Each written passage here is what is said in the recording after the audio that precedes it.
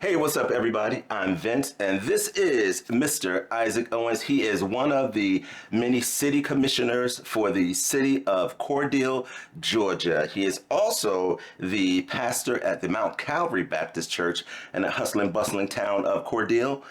Correct? That's correct. All right, so he is here with me today, and we are going to talk local politics specifically while we make ourselves some lunch. You're from Jersey? I'm from Jersey. I'm from Jersey. We're going to make some food that's oh so Jersey. We're going to make ourselves some Italian cheeseburgers. Let's do it. So stick around and we'll be right back.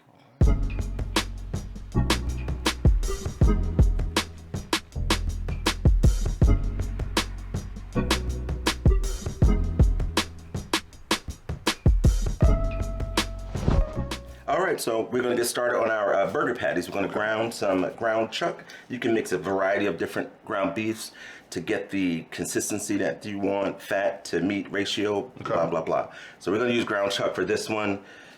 Good tip, keep your meat grinder cold and your meat cold. So pop it in the freezer 15, 20 minutes before you get started. It'll be cold. It just works better and it grinds better. So we're going to pop it in the grinder, couple passes, get the consistency that we want, make ourselves some beef patties, and start cooking up these burgers. Let's do it. All right, so would you hit the button on the back of that and turn that on? And we're just gonna feed in like this. Okay.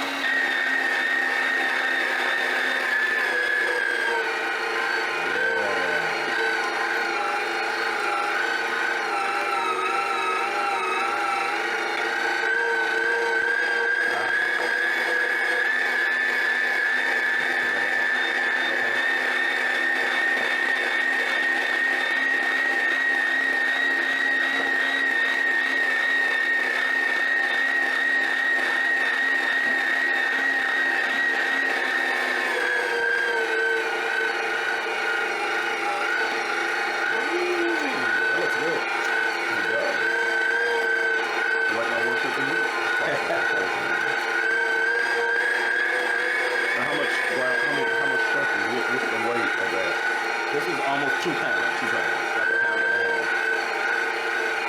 I'm asking so I try it at home. Okay. And then we're gonna go through one more time. Okay. Push all the way down. Yeah, there we go. Okay.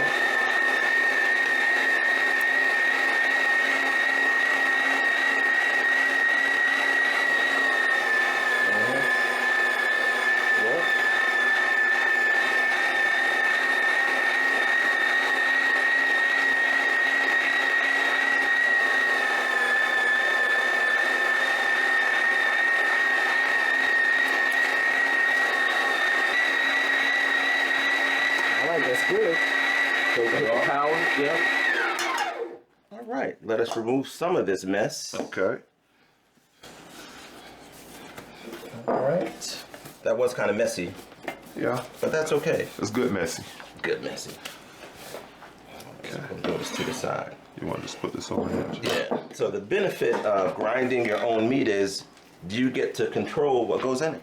Okay. When you buy from the supermarket, you kind of like, I hope it's ground meat. But you never know what they mix into. You never know. You never know what cuts. You never know. So a worthwhile investment. All right. Next thing we're going to do, we're going to make ourselves some hamburger patties. Okay. About a handful size. Okay. And when it's fresh ground beef, you know how you make a burger, you press real hard? Right. This you don't. You want to just press, kind of shape your burger. Okay. So when it cooks, it'll kind of still be loose. Okay. And that's it. Oh, wow. Okay. Handful. Yep, a handful. Make a burger. Just press it together. Yep, to hold it together. You won't need any eggs or breadcrumbs or anything like that. Okay. You also have the option of when you're putting it in the meat grinder, you can season the meat ahead of time with whatever seasoning you're going to use. And it's already in there. And it's already in there. Oh, wow. Yeah, I And think so I you want can one of those see. for Christmas. Yep, Christmas. Well, you know. There we go. All right. These are our burgers. Okay. All right. So we're going to turn on our griddle in just a second here. Okay. All right. So we're going to season our burgers with just some garlic powder and some black pepper. Okay. So just give them a shake. Okay. However much or as little that you like. We're not even gonna use any salt. Okay. And some black pepper. Oh, this is a grinder. Yep, it's the grinder. Other way. Ah, show how much I cook. Not sure how much I make my own hamburger when you put it that way. Usually take them out the pack and put them on. Hey, you know it works. All right, that Here works. I come. That's very good. And so now we're gonna give our griddle a healthy squirt of oil. Okay. Like a lot, because we're gonna saute the peppers and onions. Right. As well as some potatoes, Okay. as well as our burgers. Okay, so I'm covering the whole grill. Yeah. Okay. So it might drain off, but just give it a lot. Okay. I can do this. All right, boom. Good. Excellent. That's good. Okay. All right, so about half of the bowl of peppers and onions. So yeah, just some color, some red, some green. Yep, that's good. Okay. And then some onions right next to that.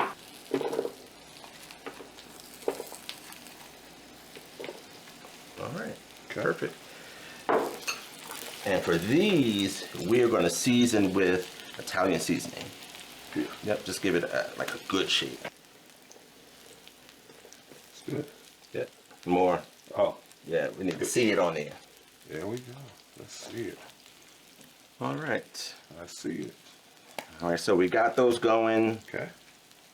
We're going to add some potatoes on this, but we're going to add them a little bit later. Okay. So while we're waiting on this, how in the world did you leave the brick city, that quaint little town, and end up in the hustle and bustle of Cordele? Well, it was, interesting. At that point, I bargained with your mom and everybody else to let me stay in Newark, but they had a meeting of the mothers, and that didn't work. But my parents were older; they had retired.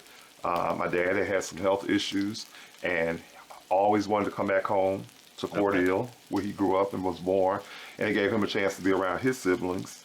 And they were all getting advanced in age, so I was the only one that felt like I was really losing.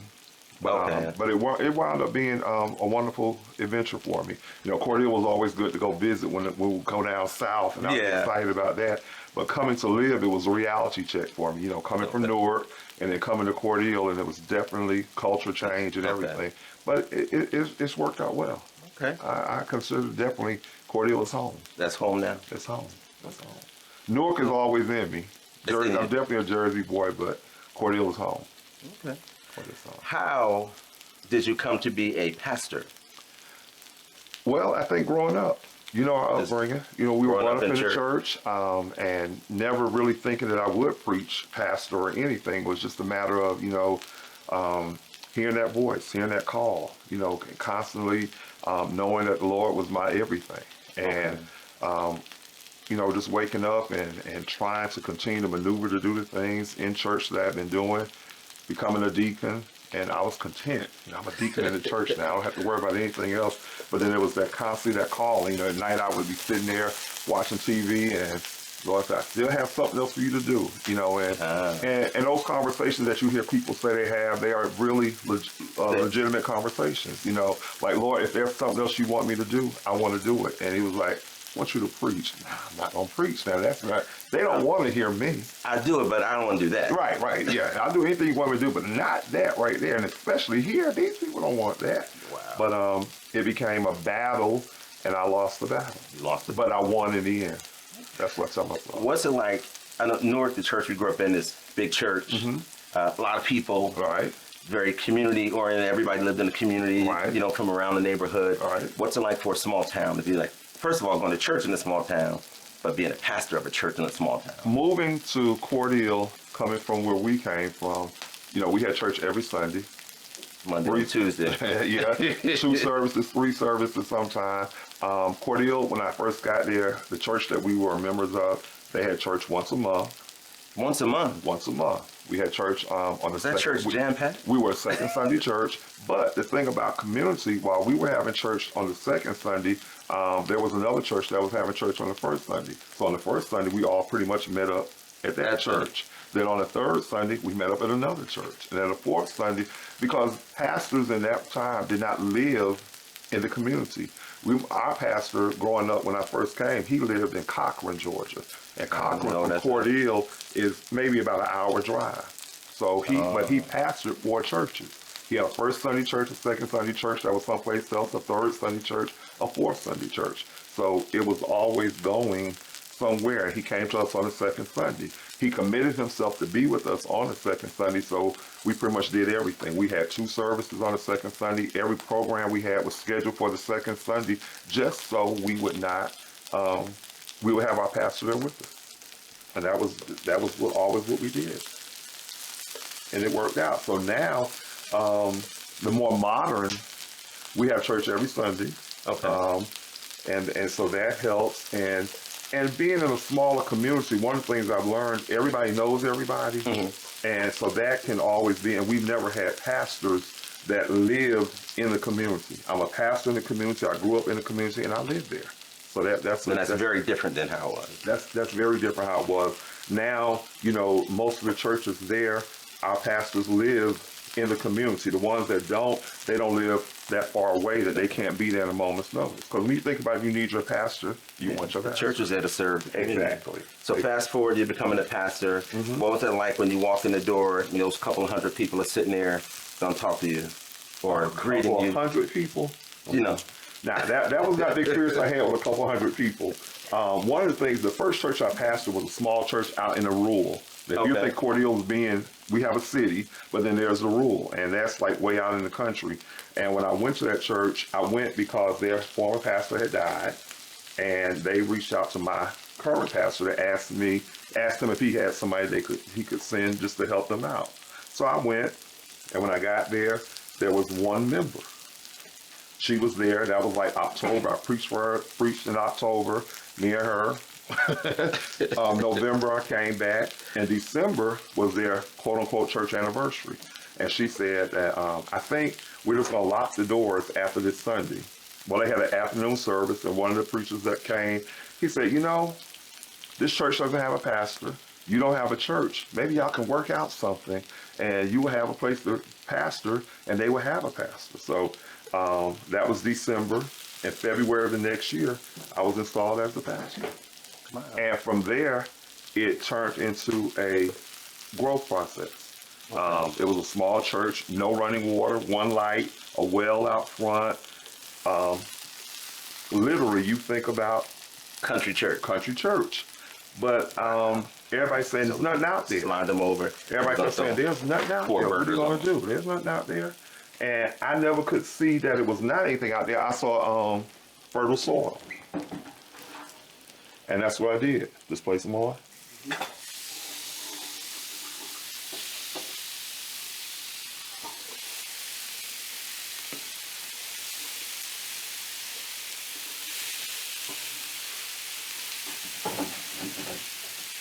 Some potatoes right there in the center as well. We dump the whole thing. Oh, okay.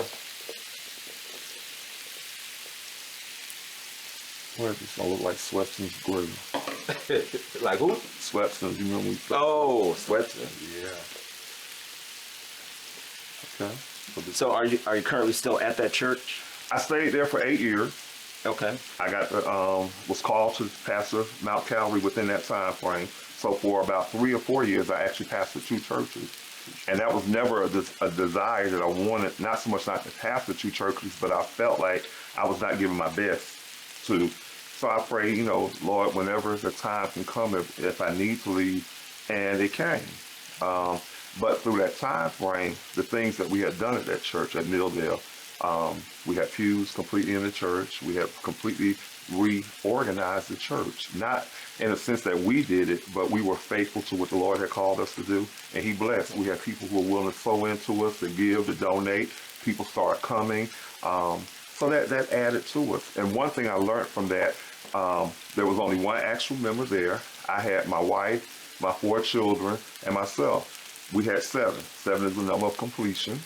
So we had everything we needed. My wife could play a little keyboard. We would train the kids at home how to sing. They would acquire. They would acquire. And everywhere I went, in my car, I had everything I needed for that if I had to go preach somewhere.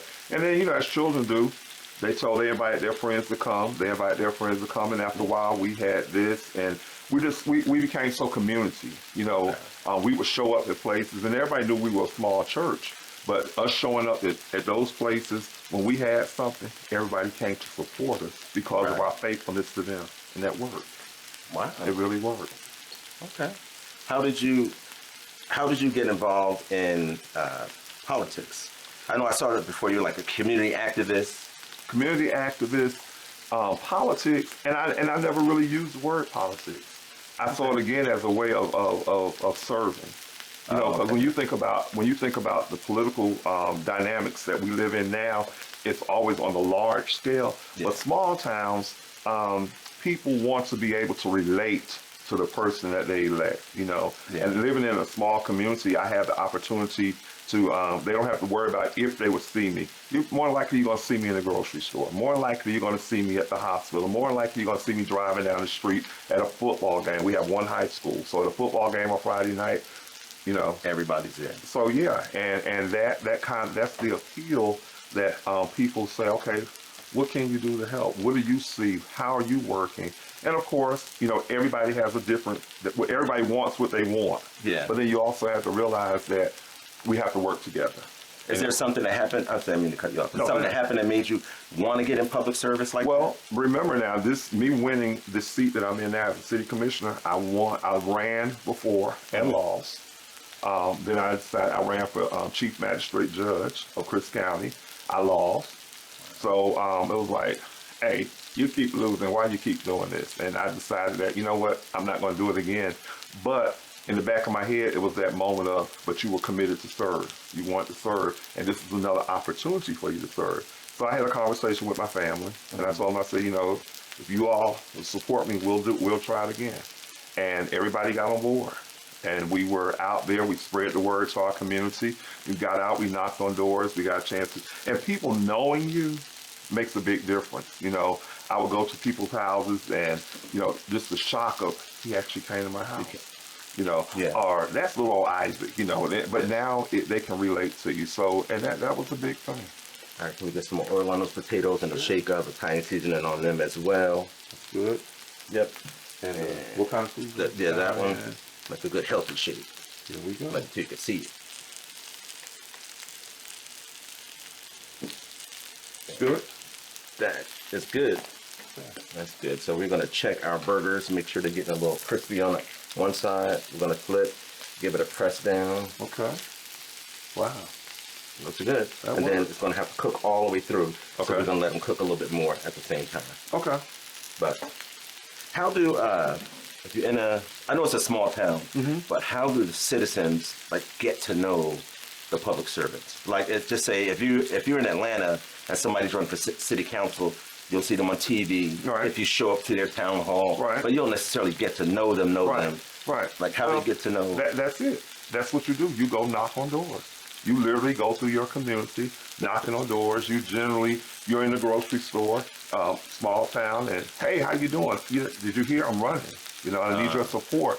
And we are divided into wards. So the people in my ward, you can't just say that I'm only talking to that group of people. Yeah, you get out and you talk to the people in your ward, but you represent the whole city.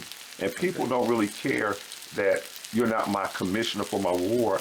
They want to know that they can actually reach out and talk to you. And I think that's one of the things that sometimes when you look at the big political forum, there are people who are so large that they seem like they're untouchable. Whereas in a small community, hey, you know, I'm sitting down eating. I need to talk to you because my water, you know, and they're at your door. They're there. And you don't have time to say, we're eating, come back later on. Or You don't mean have at your house? at my house. I know where he lives. I can run by there, you know. Or, you know, with my family, everybody in Cordial knows my family. So I don't have Isaac's number. Oh, sure, here it is right here. Just call him here, you know.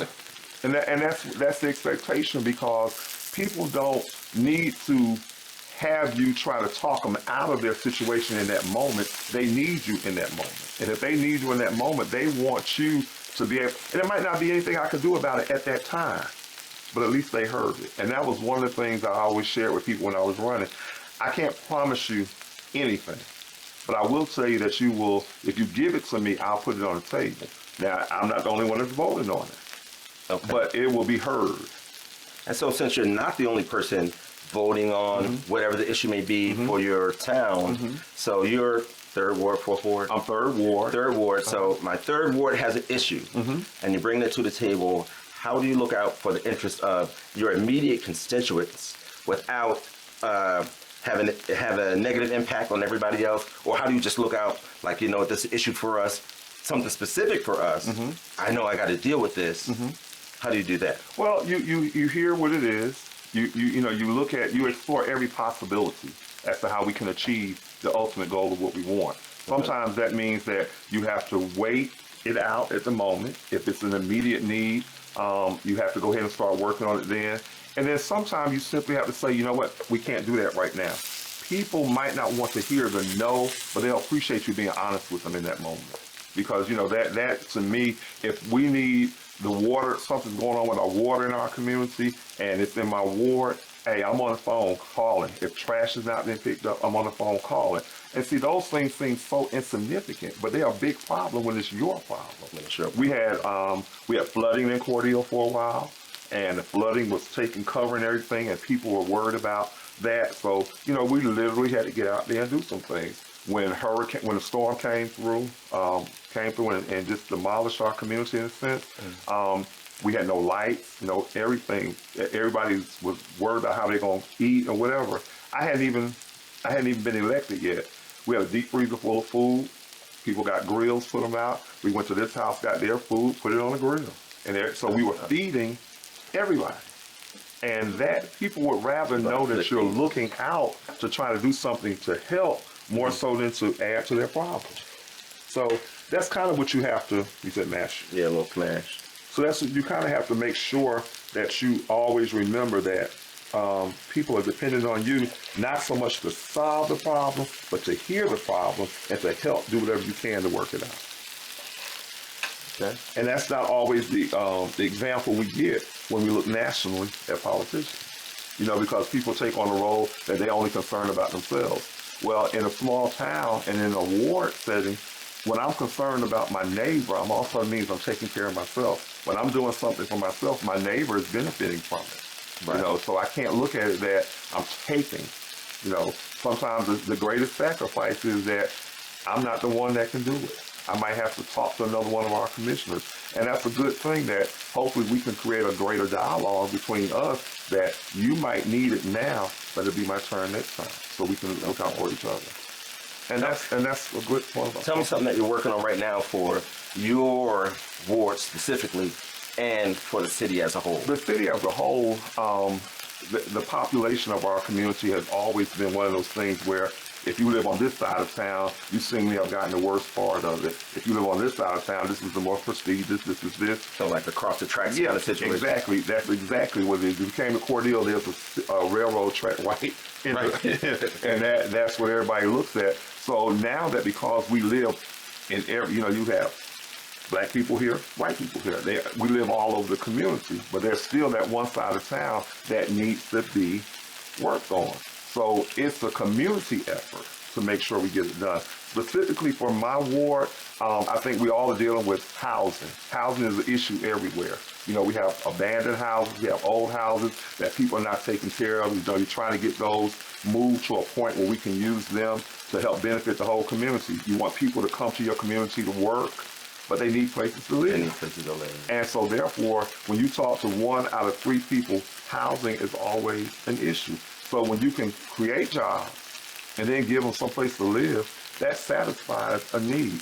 And one of the things I'm hoping for in the future is that businesses in our community will see that greatest need and they'll do whatever they can to help sow into the fact that child care, you know, you can get a young couple to move to your community and they could have a job, they could have a place to live, but if they got small children, they're at a deficit because they don't have child care. So if we can get big companies or larger companies in the community to say sponsor child care or give stipends to help with that, that will make me feel better knowing I'm at a job and my child is still being taken care of. So those type things work. Is that something that the commissioners do? Reach out to those, say, hey, we have this issue? Well, what is your job title? What's your job description anyway? Job description is to be there to look at what's going on in the community, to set policies, to try to get it all in place. Every every group of people who sits there as elected official comes to the table wanting something. You know, Okay. I want this, I want this, I want this. And sometimes what your wants are not necessarily wants that I have. So then we have to also agree to disagree sometimes. We have to work on a compromise. There's educational things that are offered to us as commissioners to help us better serve our constituents. We go to annual meetings. We just got back from Savannah, and most people think that you go and you're partying the whole time. Right. But we're in classrooms. I had 6-hour classes, I had 3-hour classes.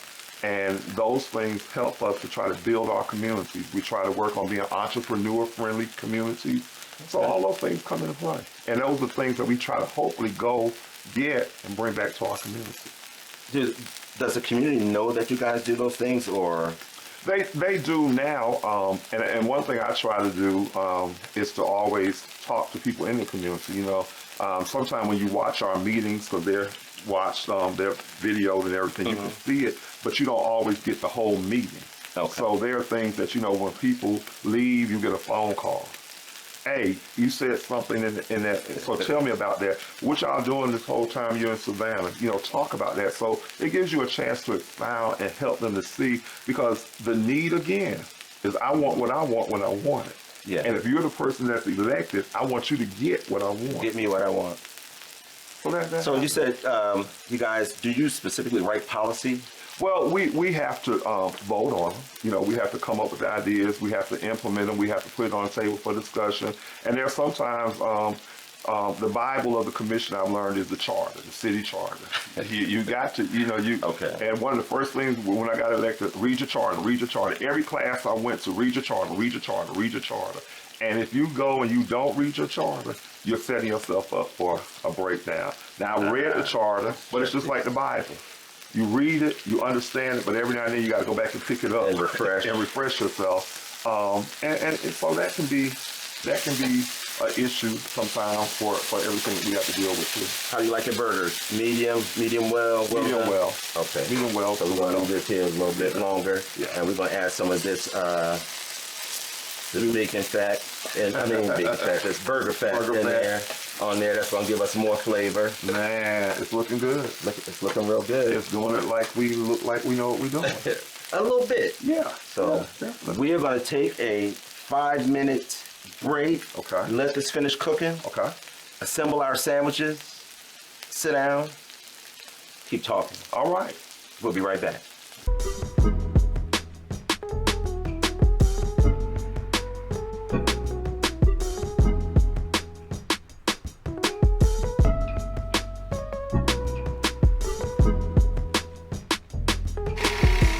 So we are back. Our Italian cheeseburgers have been blessed. And we are going to dig into this thing. Let's do it. Let's give them a try. I wish y'all could be here. Take me back to New Jersey right quick. Should use the fork.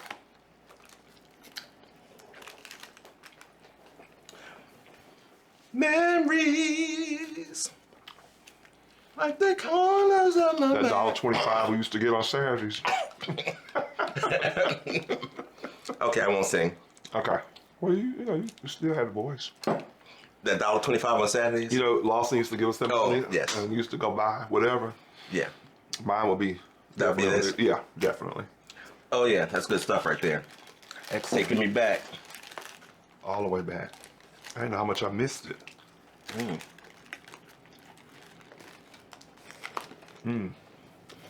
Perfect. That's good stuff. So we're going to backtrack just a second. We were talking about local politics. Okay. But I forgot to mention that you work at a funeral home as well. I do. So you're all about public service. Public service is what it is. How do you mesh all of those things? You work at a funeral home, you're a pastor, you're a public servant, i.e. politician. Like all of those things, are they complementary? Do they help one another? They work hand in hand because you're always at a point at the funeral home. I look at it more as a time to meet people when they're at a low point. And if you're doing something that can help them, they'll always remember that. The funeral home, J.W. Williams Funeral Home, has been there since 1918. It's the oldest black business in the community. And the community has embrace the funeral home. We had an incident a couple years ago, 2014, that our building burnt down. And the community came to our aid. You know, they were there. They were bringing us food. When we got the call that the building was on fire, I got up and I left home. And I literally went there with my night clothes on. And when I got there, I saw the building burning. And I thought about, you know, everything that was in there, all the hopes and dreams that, you know, the history. And the community came to us, you know, we want to feed y'all today. We want to do this for y'all. We want to do that for y'all, because they didn't see us just as a funeral home, but they saw us as a part of their family. Because in their times of need, the funeral home had been there for them. I always tell people in the funeral home business also, you see the transitioning. You know, there was a time when in my age group, my generation, we were not the ones that made decisions about funerals. Yeah. You know, we looked to our older family members to call the shots about when the service was going to be, who was going to do this, who was going to that, which funeral home of choice. Well, we moved into that role now because those people have died, so we had to make those decisions. And what we look at, there are people who are basing their decisions on funeral home choice based on what their family history is.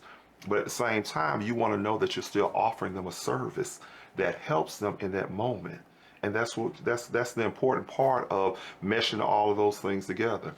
I'm seen in the public, but I'm not just seen as, oh, he works at the funeral home. He works at the funeral home at my funeral home, you know, because people take ownership of that. He's not just a commissioner, he's my commissioner.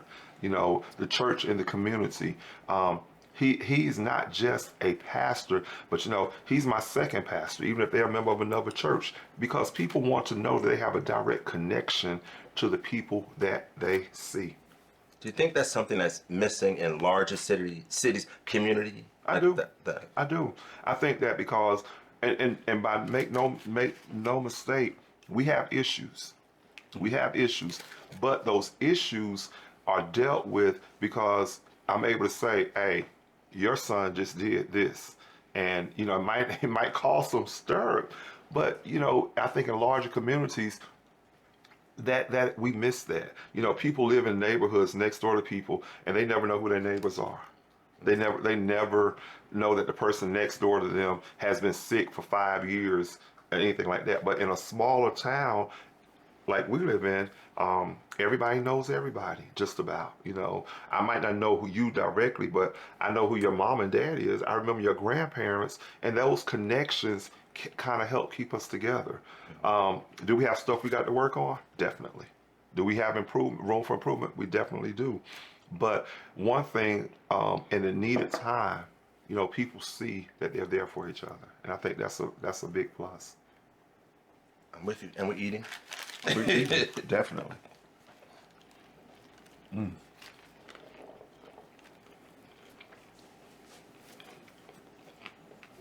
Good stuff. I forgot about my fork.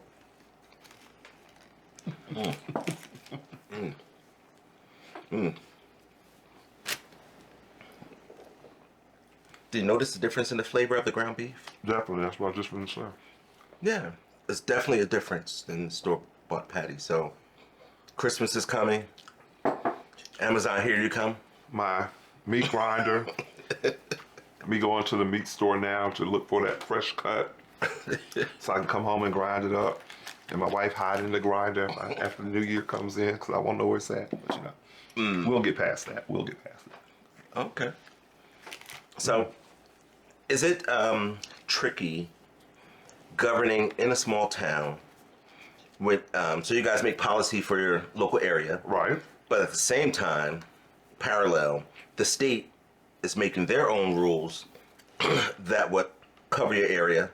At the same time, the federal government making rules that overlap the state. Like, how do you navigate all of that and do what's best for your community when you have all this stuff going on? Well, if it comes down federal, we know it's something we've got to, you know, might not like it, but we know we've got to do it. But at that same time, we try to implement that to the best of our abilities, that our people will understand it. You know, it's easy to tell somebody you got to do this, and because they said you got to do it, so you got to do it.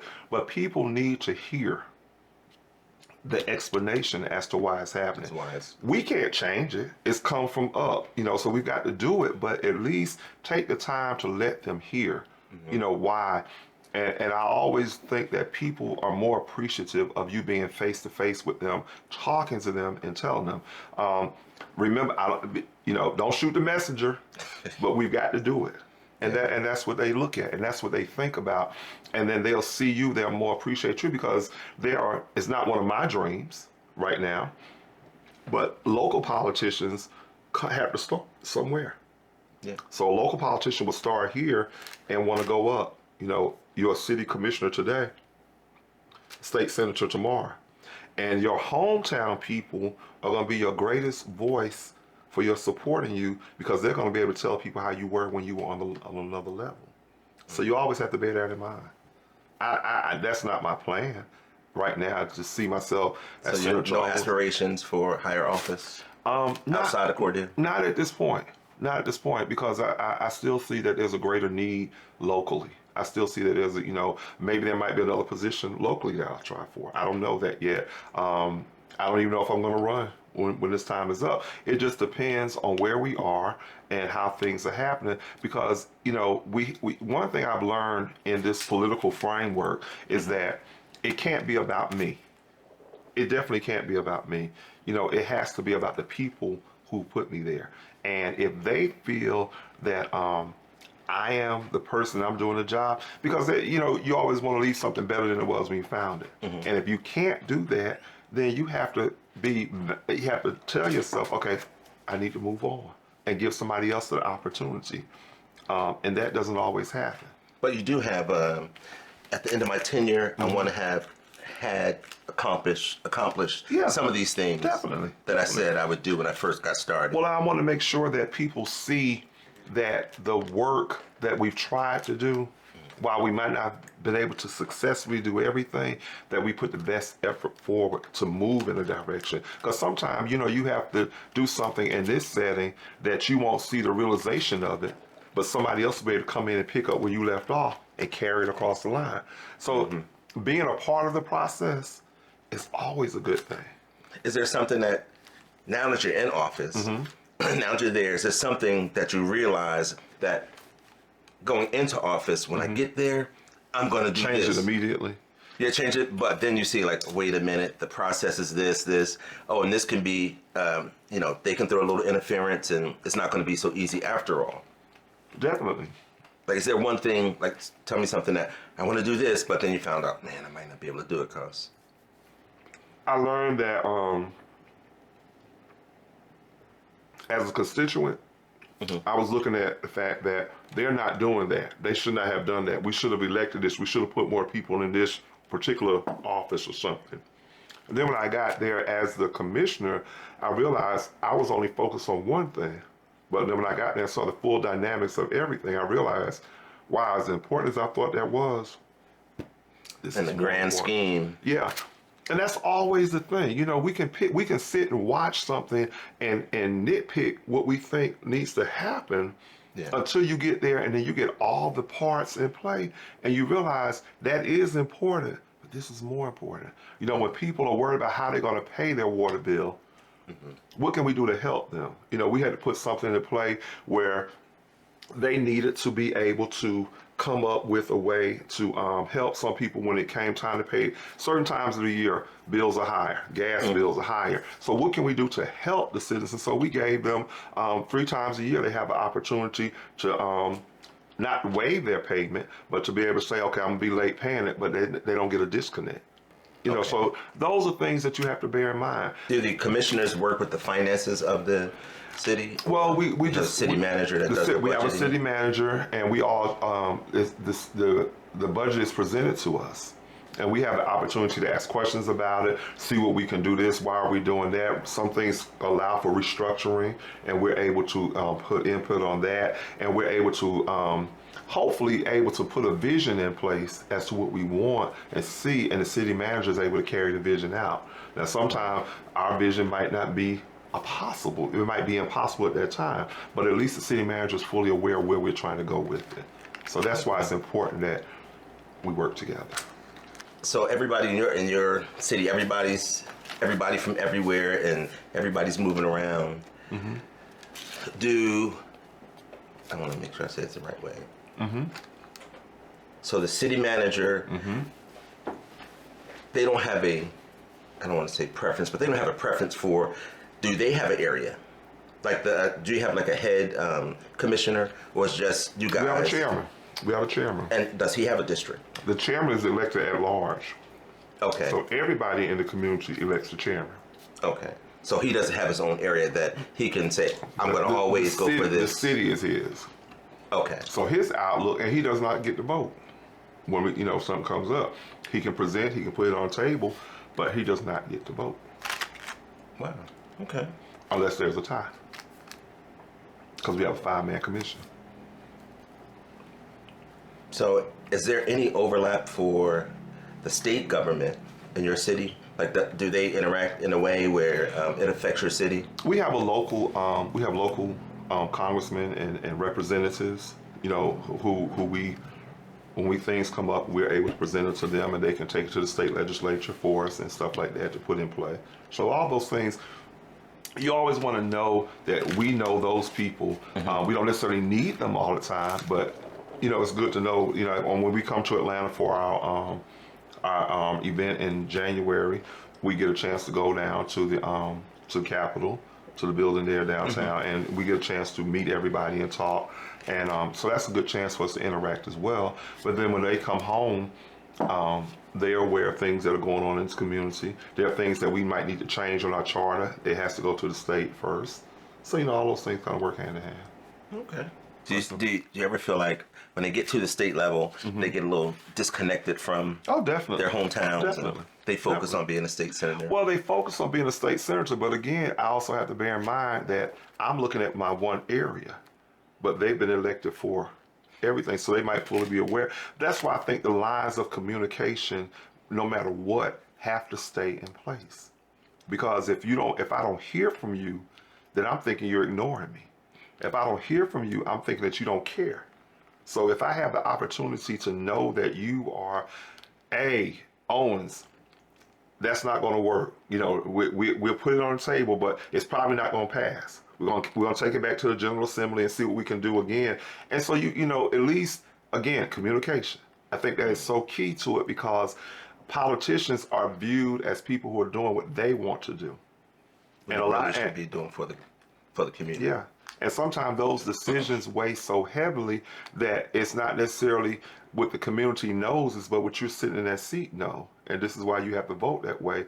But you want to hope that your people think enough of you and value you enough that they know that you're just not making a hasty decision. How do you feel about, what's the term, party over principle? How do you feel like, I'm a Republican, Democrat, Independent, and I'm going to go with them no matter what they say? Even if, nobody has all the answers. Like, no one party has all the answers. And you have to, the elections for city commissioners are nonpartisan election. So, so you get to, I want you to vote, period. But when it comes to those Democratic, Republican, Libertarian, Independent type things, I think that people sometimes have forgotten that people are people. People want what's best for people, all people.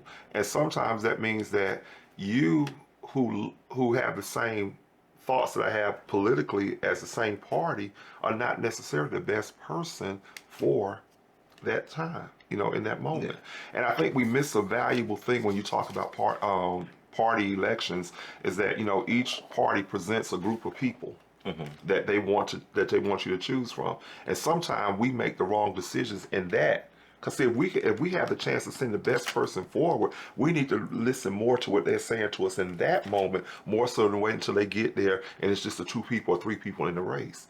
See, when we get those 10 candidates who are vying for their individual parties, see, that's when we really need to put the questions on the table to them.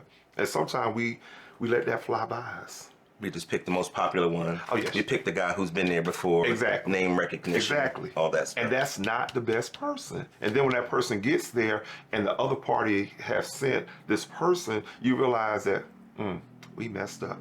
We should have.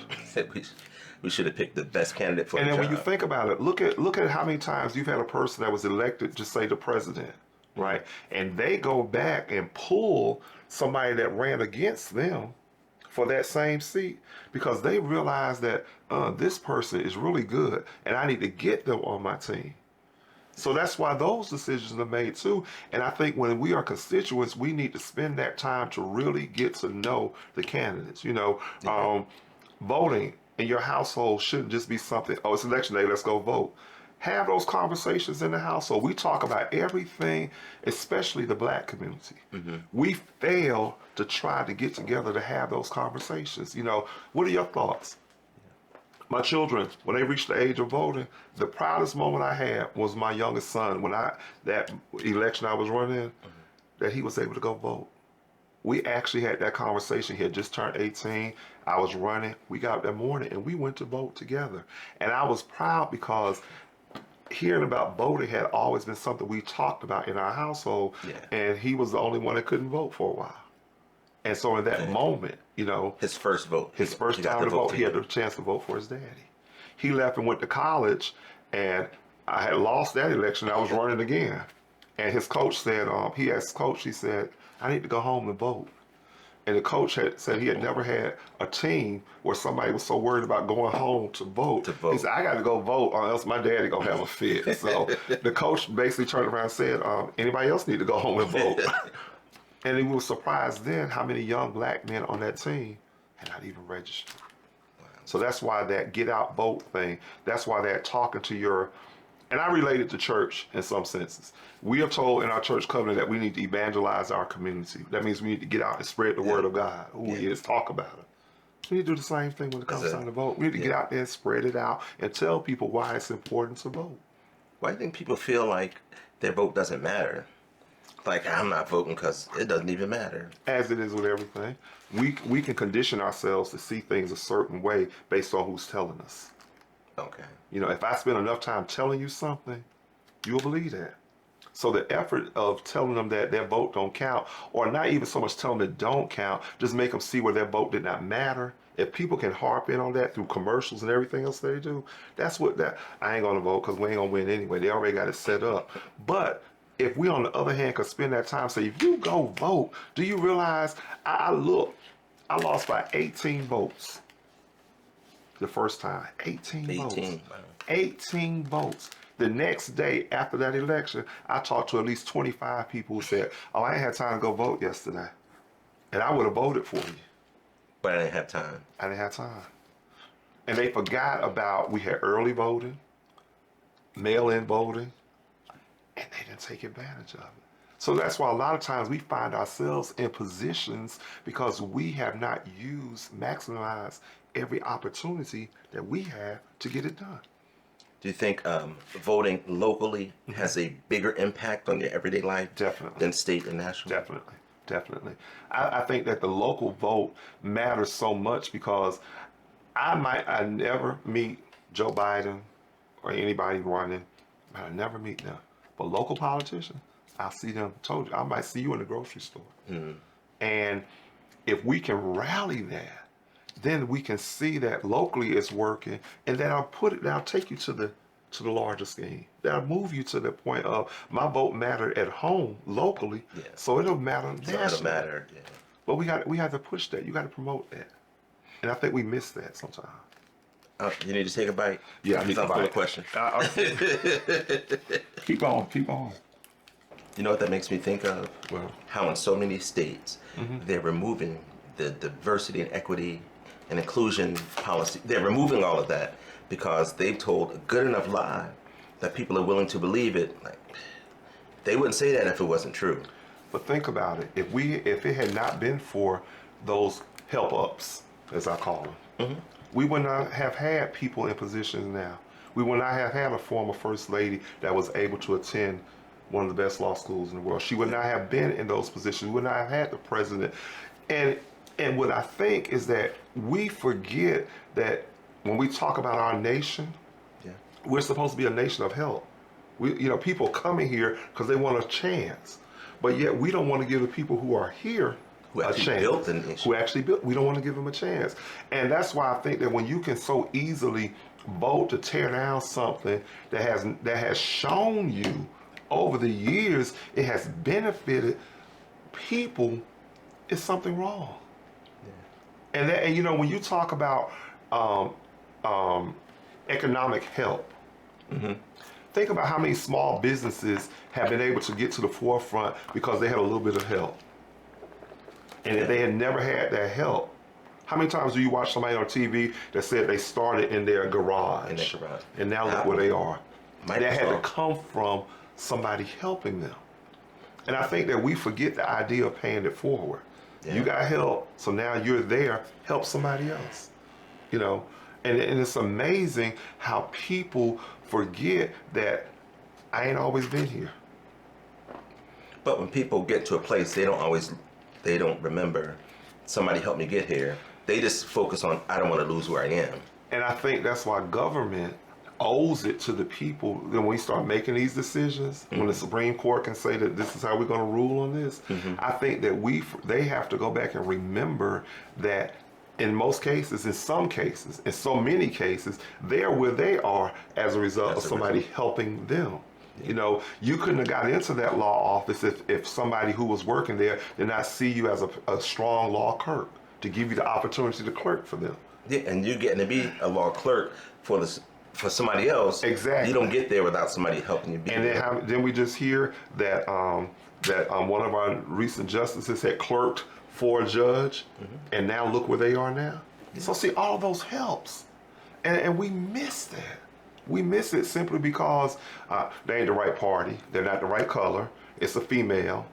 They're gay, they're straight, they're this, you know, and we tie all that stuff in that without looking at the individual. And we keep missing it. We miss it. Yeah. I don't know how they got to this diversity, equity, because that's what the 14th Amendment is. It says, hey, we're going to help these people who have been specifically targeted. So we're going to help them. But now they say, we take that away. Yeah. When the law was written to help them. But then guess what? It goes back to what I just said, interpretation. Because we don't want to, see, none of those people sitting there had a conversation with the people that it would be affecting the most. That is true. You know, it's not at their front door. It's not at their front door. And, you know, it's so easy to say, well, they shouldn't have did that. They shouldn't have done that until it's your child that they're talking about. And then, oh, don't do my child like that. You know what I'm saying? And we forget that. And that's the same thing with that. You know, you have people who are there fighting the battle for you, but when you can put a face on it, that makes a difference. Yeah. I think that's the biggest difference. And I think we miss that. Yeah, I think as a nation, as a governmental body, we missed it. I just know what I want. Don't disrupt what I'm comfortable with. Let's get rid of all of that. As long as I can have this, I'm happy. Or either the get back theory comes into place. Well, they did that. Now we're in place. No. We can get back and get them. Yeah, so we're going to take away something that means something else. And we lose again. We lose again. And so when you think about it, who really loses? The man on the low end. Always. Always. Always. You know, see, what is taking place now with this diversity and all this stuff now, guess what has happened? Somebody who had a small business that they were trying to grow in their home has decided it's not going to work. I got no help. I have no help. I can't go and get the minority loan. I can't get the loan for only women. Yeah. You know, I can't get the loan for Native Americans. You know, all of those things that have been things that have helped people get to a point, we're taking them away. And, you know, and I had a discussion with somebody, they said, well, they didn't take away everything. If they did, if they started with one thing. They're already working on the next. So that's just step one. Step one. And can you see how many people champion the cause of, we got a chance now, we really got a chance. And now they feel diminished. Yeah. So, unrelated, but related. Okay. What does food mean to you?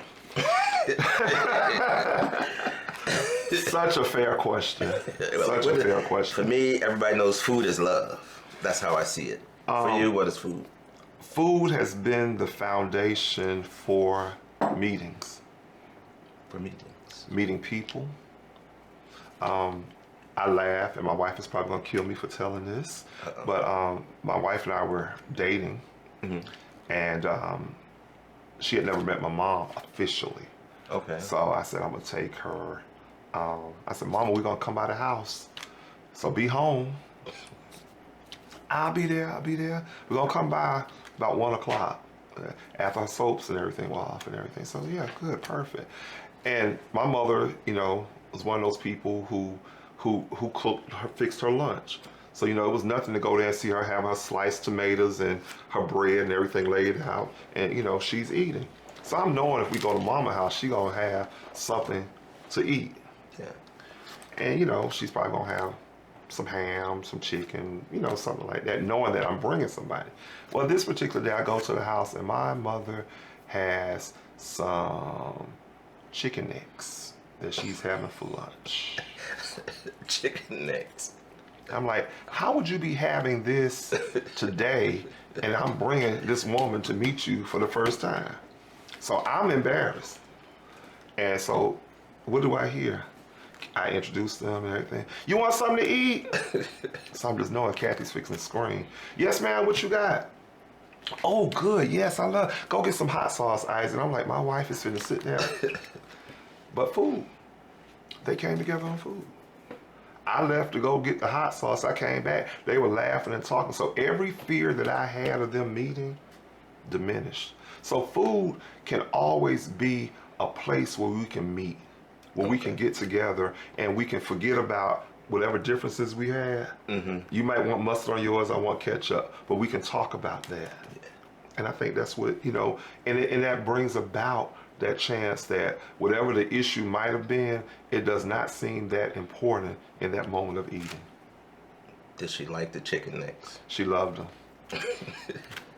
So now we eat neck bones and all this stuff all the time. And of course, turkey necks and turkey backs and Good chicken stuff. backs and every other back you can think of. And she don't like wild stuff, but she, and after my mom died, that was one of the things. There are so many times we were walking around the house.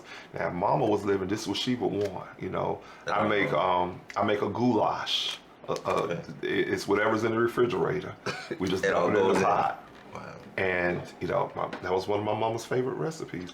My brother was here visiting one time. He said, "Nobody's gonna eat this mess." I said, "Just sit back." And it became. They tore it up. Yeah, we loved it. But food does that. Yeah. Food does that. When they're fussing in the house and everything, who want to eat? Shut All of it a down. sudden, forget the argument. Let's eat. Yeah. What you cooking? So that's what food is. That's what food does. Food is definitely love. It's definitely love. It's definitely love. Food is definitely love. Good food. You had to go there. Yeah. Food Good connoisseurs. food, yeah. Food connoisseurs would say that. Good food. Oh no. When you go out and eat, you're not like a food critic. Yeah, if it ain't good, it ain't good. I mean, it is what it is. It's not good. This is not good. So you have, and I think, but I just believe that. We have instances. The old thing about girls need to learn how to cook because when they get married, they'll be able to cook for their husbands. Well, our moms said you need to learn how to cook because the stove comes on for both of y'all. So it was never a matter of I'm waiting for her to cook. If I got home first, I cook. If she gets home first, she cook. Holidays, I do all the cooking. Yeah, I'm the Christmas, Thanksgiving boy. I do all the cooking. My daughter's gonna hate me for this, so when you get hate mail, it comes from her. we were having Sunday dinner, and she decided I'm gonna cook the macaroni and cheese. I was like, okay. She cooked the macaroni and cheese, good. And everybody's sitting at the table, and she brings it over there, and we put it on our plate. And my wife said, "This is really good." And I'm looking, I said, "This is not good." And she was like, "Don't say nothing to hurt her feelings," kept on. And what we wound up doing, everybody was sitting down, and everybody was trying to force their way through it. I said, "You know what? This is not working. Throw that away. We're not gonna." I said, "We'll go back in the kitchen. I'll show you how to make the macaroni and cheese." So food again became a place of meeting because, and my point to her was that the world will tell you anything. Yeah. But you need to hear the truth from me. Very true. And something as simple as macaroni and cheese had to be told the truth. Now she either won't make it or she'll just tell somebody else to make it. So one way or the other. But she cooks everything else. And Can't believe sometimes you gave her the black family. Who made the mac and cheese? Who made this mac and cheese? because guess what? What happens when you call and say, Aisha, bring the macaroni and cheese, and then you get there and she tell me, I make the best macaroni and cheese, and you get there and start eating, and you look at her like, who told her this was good macaroni and cheese? So you don't want that secret to get out. So that's what you have to do. So you just tell the truth. Tell the truth. Tell the truth. That's good. That's what we got to do. That's good. How many children do you have? I have four grown children. Four grown. Four grown children. My oldest will be 30 in a couple of weeks. Wow. 30. And my youngest is 23. Okay. Yeah. So there's that. You know, for a while we just had children. No cable, just kids. Well, cable just wasn't watching. But, you know, it works out. We took hold to that, be fruitful and multiply. Because It's in the Bible. we only wanted one child. Really? Only wanted one. When we got married, we were only going to have one child. And we had one, and 13 months later came the second one. 20 months later came the third one. Somebody came across that scripture. Yeah. Well, you know, but you know, it's like this. How did we grow up? You know, 1 or 11, 12, 13, they all have to be fed. They all need to be loved. And if you can love one, you can share it with everybody. Yeah. And that's what we do. So, you know, now we're there. The grandkids are there. So, you know, we're taking care of them. They're there. And then we're the neighborhood parents. We might go to church and come home and bring church children home with us. I remember when. Hey, you know, Long Branch, here I come. Yes, indeed. Well, those are the things, you know. But you also think back the importance of that. I could go anywhere in the world y'all went. That's true. My mother never worried because I was with y'all. Yes. And vice versa, you know.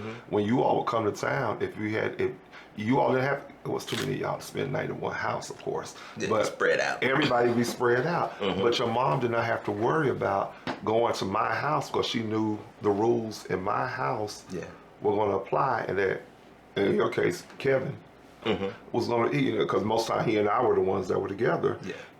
You know what? We were going to take care of it. It was never a matter of whether they were going to eat or not. It was never a matter of what was going to happen. We just knew these were the things we were going to do. And I think we're missing that now, too.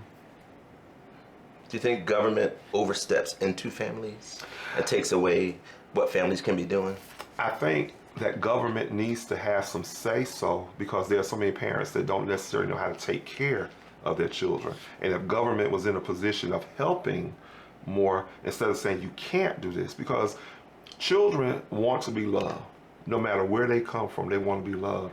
And if you put too many parameters on how to love a child, I mean, definitely abuse them, that's not love. Right. But if you put too many parameters because this child can't be with this person, and we never allow the child to make the decision about, I simply want to be where I can be loved. And I think government sometimes will say, no, you can't be there, or we need to follow through, or we have people in government making decisions who don't understand the situation that they're signing on. You know, you had cases where social workers, caseworkers had not even been following up on children. And then something happens to the child, and the government is looking like, oh, we dropped the ball. And it's too late. It's too late. And who suffered? The child. The child. Yeah. Yeah, I think they should have a limited role, but definitely give more support to the parents. Give more support. And sometimes it's simply working with a person to train them to how to handle something will be better served. You know, they say you need a license to drive a car, but you don't need a license to be a parent. Not at all. And, you know, look at us. I always wonder how my children were going to survive having me as a daddy. But productively, they've shown me that my mistakes worked out. Come on now. You know. But I watch my son now interacting with his children and how he interacts. You know, he would always tell me, he said, "Boy, you're not gonna get away with this," because I tried to get away with him and it didn't work. And I remember saying those same things to him. I said, "I couldn't get away with it, and I thought I was smarter than your grandma. So therefore, you're not gonna get away with it." And so it lessons that are learned and learned properly can be taught better. So you can't teach something that you're not willing to learn. That's big. Yeah. That's big. So I think that's how we have to pass it on from one generation to another. and we fail in that sometimes. So what are you looking forward to in the very near future? Just really at this point now, coming back after COVID, Okay. with our, we're still, of course, COVID is still out there, but from the perspective of the church, to continue to grow, as we are growing. One of my ultimate goals and missions for my church is always that we tend to the whole family. Okay. A lot of times people go to church on Sunday and they're looking for just a church home. And sometimes we can send them away with a false sense of hope because they see us acting in that role on Sunday. Mm-hmm. But who are we Monday through Saturday? So you have to come up with ways to keep us engaged throughout as church families. And I take that from how we grew up. Yeah. Our best friends were where? The people we went to church with. On Saturdays, what were we doing? Choir rehearsal, kickball, playground everything. across the street. But we did it there. So we were all interacting with each other. So on Sunday morning, we were not strange. It was not strange to see this person because this is somebody we are used to being around. Yeah. On Sunday mornings, people come in and they're looking and they're afraid to act a certain way because they really don't know you. And nobody has taken that time to bridge that gap. And unfortunately, it does happen in small communities. And larger communities. Yeah. You don't feel connected to the congregation. You feel, I'm gonna just come here and hear this pastor preach and I'm gonna go home. You don't participate, you don't get involved. Not because you don't want to, but because you don't feel welcome. Or there's no invitation for you. You don't feel welcome to come, So that's one of the things I definitely push, in our church, our Bible study, our Sunday school, just everything. And coming back after COVID, we realized that all of our children who the younger kids, mm-hmm. they had all grown up. They were not actually coming. So how do you bring them back? Yeah. So you have to put them to work. Allow them the opportunity to do things. It might not necessarily be the norm, but let them do something. I had one day I had a day with the pastor. I told parents, you'll never hear me say this again probably, but you are able to bring your children and leave them with me for 3 hours and they'll do whatever you want to do. And they took me up on it. So, we grilled, we played kickball out in the big field and everything. But parents came back to pick up their children like, thank you. I didn't realize I needed that. Because everywhere they went, they had their children with them. And for that time frame, we were down there in the big open lot. And we just, some of the people from the church came. We were grilling. We were playing games. We were talking to them. And some of them even brought their friends with them. So I'm always amazed when I talk to young people. I had a young lady in church a couple of Sundays ago. I said, what church are you a member of? And she hesitated for a minute. She said, I guess this one, because this is the only one I really come to. Wow. She had not joined the church according to the standards that we put in place. And we had to get past membership, mm-hmm. because relationship is what's important. That's what it's And I think we miss that when we talk about, God does not require us to be a member of anything, but he does want us to have a relationship with him. And when you have a relationship, you better understand what your role is. The doors of the church are open. Will there be one? Okay. Will there be one? Will there be one?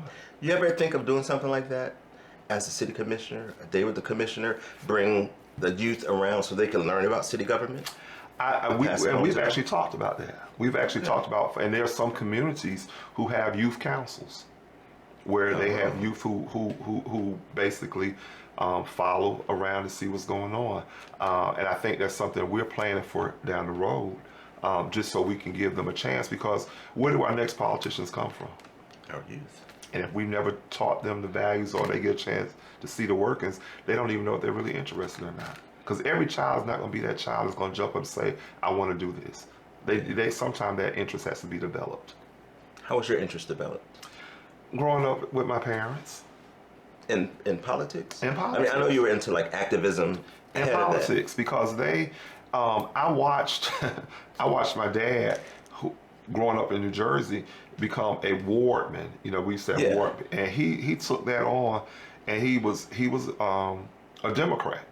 Okay. And he could never win the Democrat wardman because the person that was a ward person there won every time. So what he did, he ran on the Republican side. And he got out and he won. he became the Republican ward representative. But his point was, we need to be in a position where we can do something. Because the person there is not doing it. So that means the challenge then, he was there. So he and my mom became, I'm like, what is a ward person? You know what I'm saying? What are you doing? But they were able to go out and get little things done. You know, having things done in the neighborhood. Trash cans. We used to have those old metal trash cans. And a lot of times the people in the neighborhood were older. They couldn't drag their trash.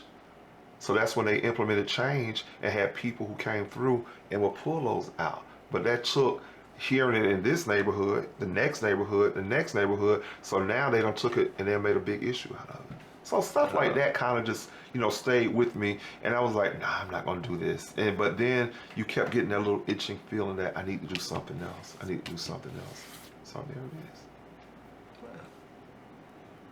What sparked your interest in the funeral home business? Just family, just one of those things? Family, being able to serve.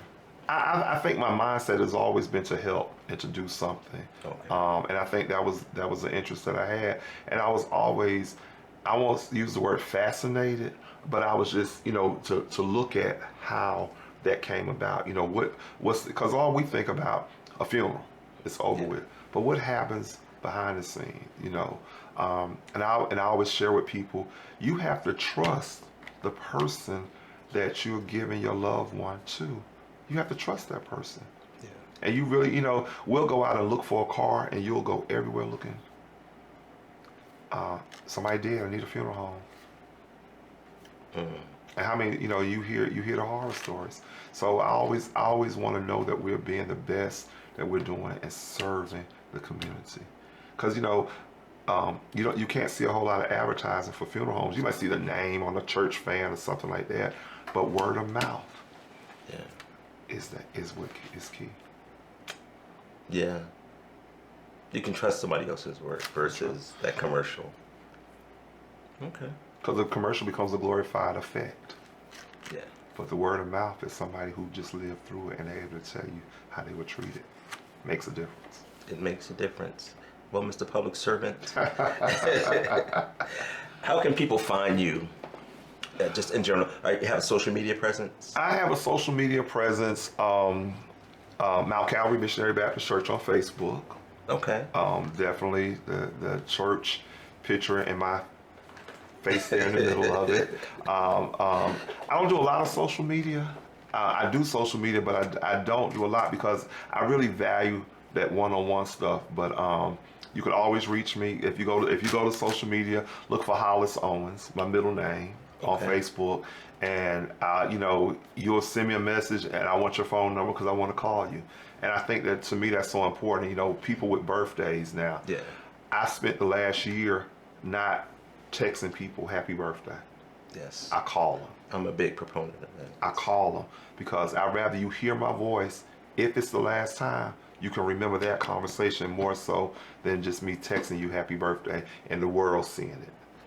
You know, this has a great impact. Yeah. Mailing people cards. And it's something we've done away with. You know, we don't see the need of doing that anymore because all I do is just send them a text. Yeah. But what happens if you lose your phone? You lost the text. You lost the text. Or you upgrade to a different phone. Yeah. And nobody knows how to store all that stuff in the cloud. Cloud's gonna be so full to you ain't gonna be able to find the stuff that you store in the cloud. It's gonna be ringing in text messages. Yeah, here they come. So you know, it makes a difference. Well, my friend, I'm so happy you stopped by to make some food with me. Man, I'm thankful that you took me back to Jersey. Yes, sir. Yeah. We took that ride up 95. Yeah, definitely. So yeah, this was great. I really enjoyed it. It's been fun. I can say I learned something about local government, city government. I'm glad. I'm glad. And how it all operates, or sometimes how it doesn't. Yeah, so the ups and the downs, the horror stories, and all of that. At the end of the day, it's a good place to be because you have an opportunity to make a difference, and that's the most important thing. That's what life is all about. That's what it's all about. So as always, good people, it is our goal to share good people, good food, and good conversation. I hope you guys enjoy this, and we will see you next time. Later.